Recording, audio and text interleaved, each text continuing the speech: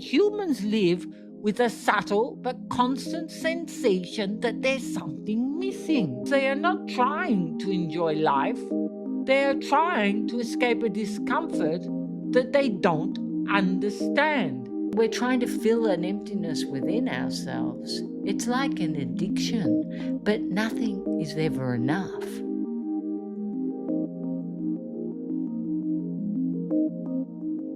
Hi, everyone. Thank you for joining us again. And this is episode 3 of the Isha Judd Podcast.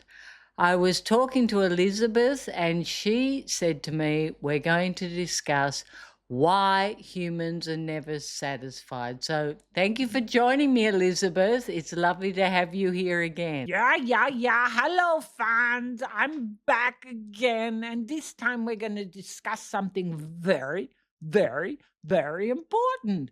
It's about why humans never seem to be satisfied. I was very excited to get invited back because really I'm enjoying these podcasts, and I'm seeing that even I am more in the present moment, observing more so I can find new and interesting subjects for all of you. So today I was walking with Mommy. We go down to the beach, and the beach, it's usually very, very quiet. We can hear the waves, feel the wind, the rustling of the trees. But now we're in holiday time, and the beach is absolutely full of people. I love people because they're my fans and they come and pat me and tell me how wonderful I am. But apart from that, they're very, very noisy. But the thing that I notice the most is even when they go to the beach to have a swim, they bring so many things. They have umbrellas and boxes and shiny screens and noisy things. And I really don't understand. They have so much food and so much paper, and they're never quiet. They don't even sometimes go for a swim.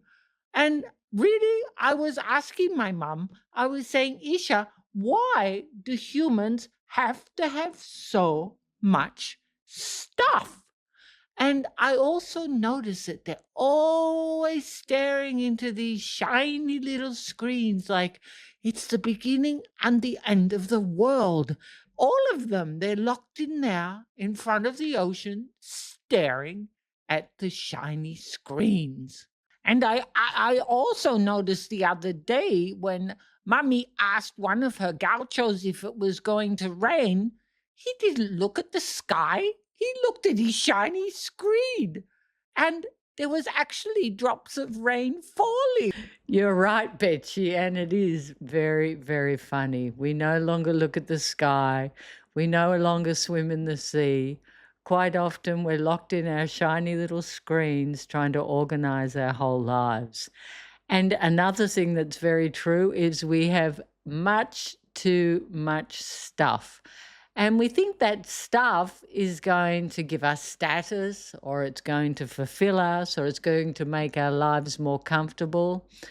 And what it does in reality is when we have excessive amounts, is it just creates more noise, more problems, and more separation from intimate relationships with ourselves and with the world.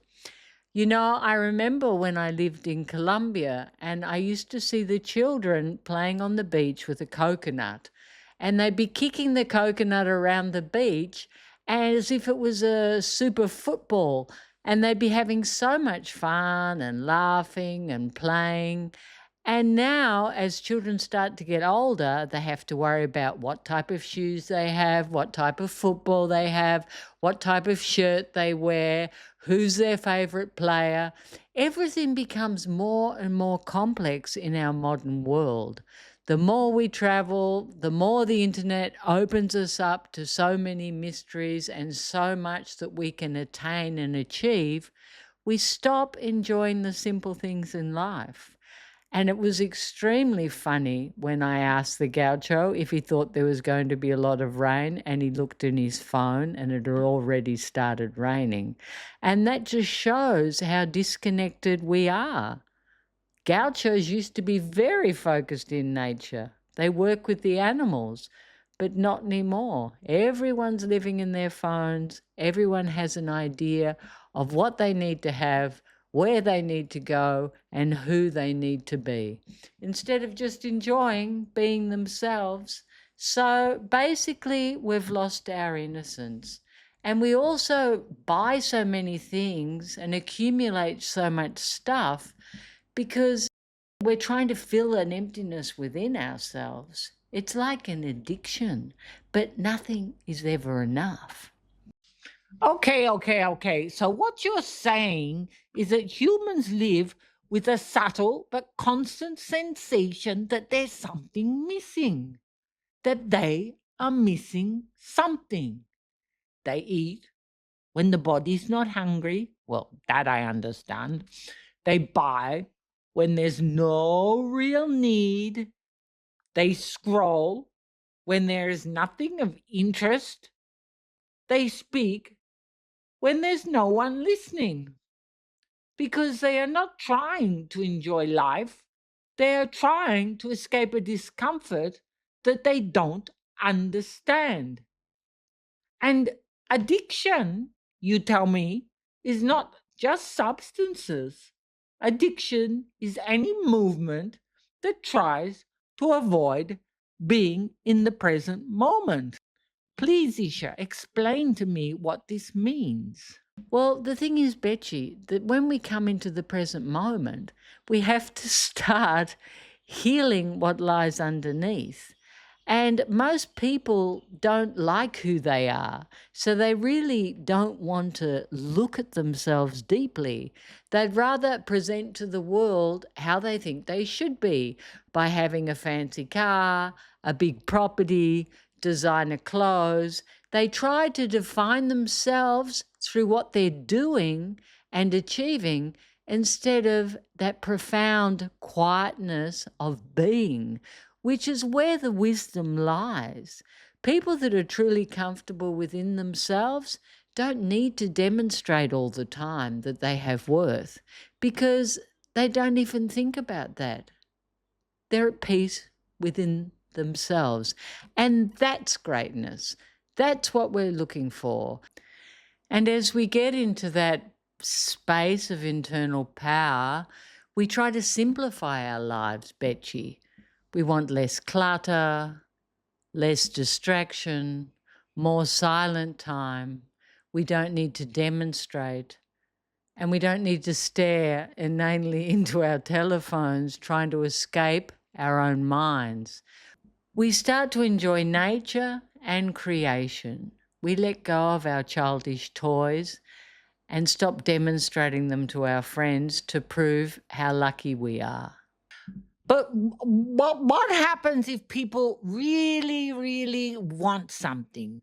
Like, for example, when I go to the beach and I see a stick coming in and out on a wave, I really want to grab that stick. And I jump in the water and I grab the stick.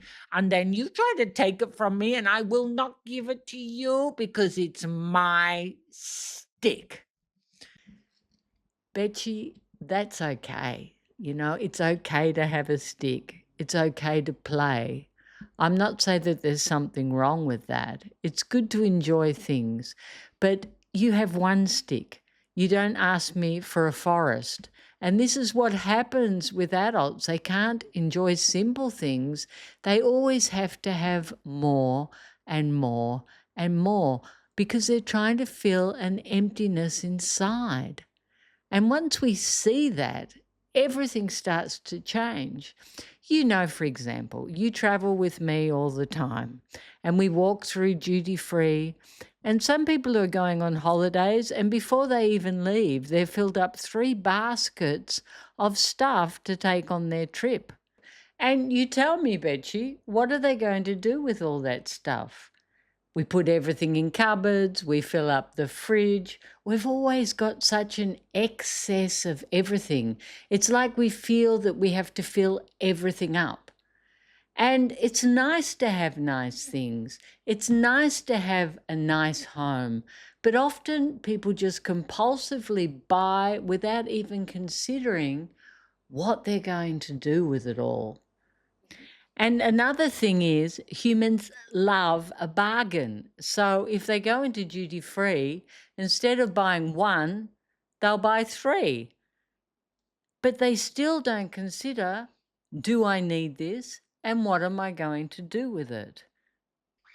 And I also know something about you, Isha.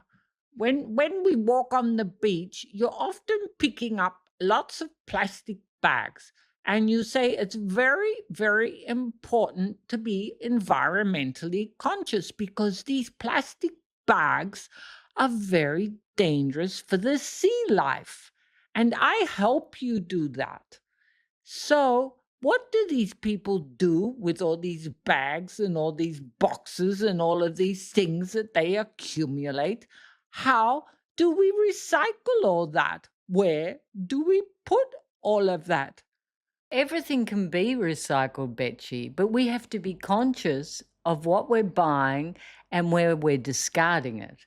You know, on the beach, we don't just pick up plastic bags, we pick up every little piece of plastic because it's dangerous for the marine life.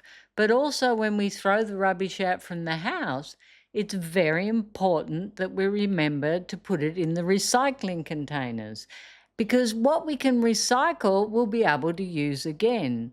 Often people just throw things out the windows, throw them on the streets, don't put them in the right bin. And what happens? They all go into this big waste pile, into the environment, and they cause damage. So that's another responsibility that humans have.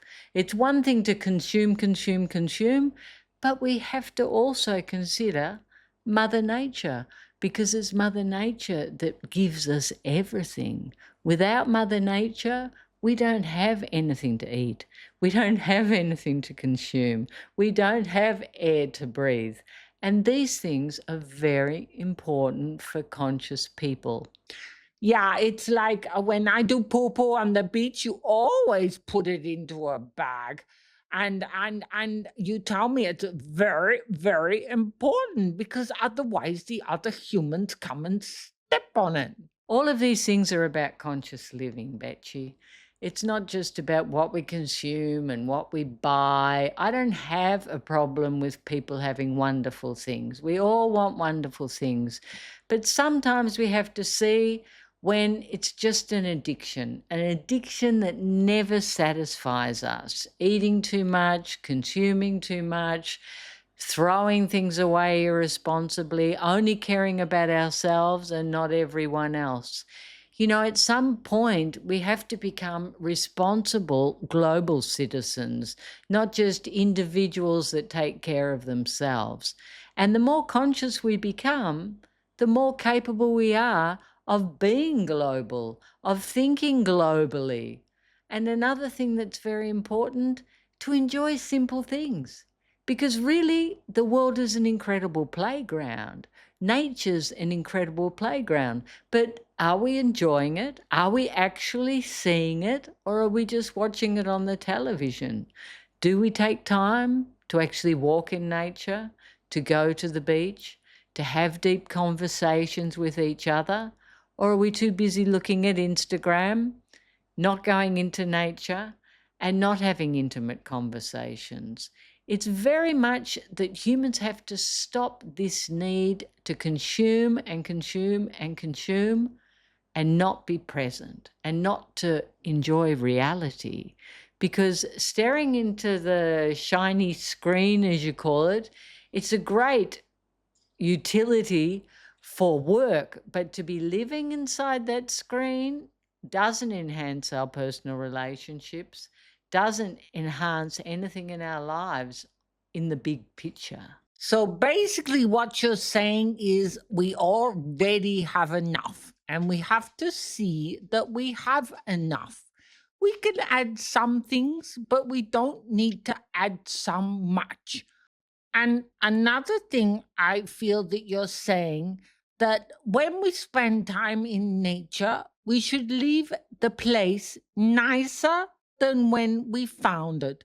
And that's our responsibility to look after the nature.